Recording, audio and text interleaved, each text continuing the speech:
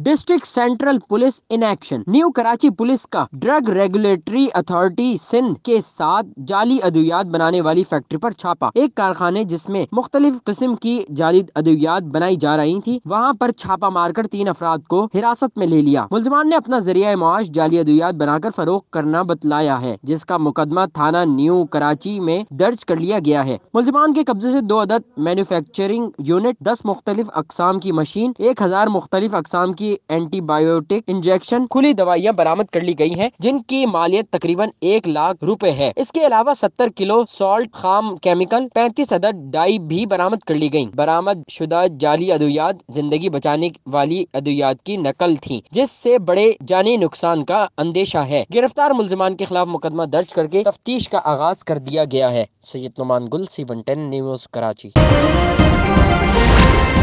C110 news, खबर की असल खबर।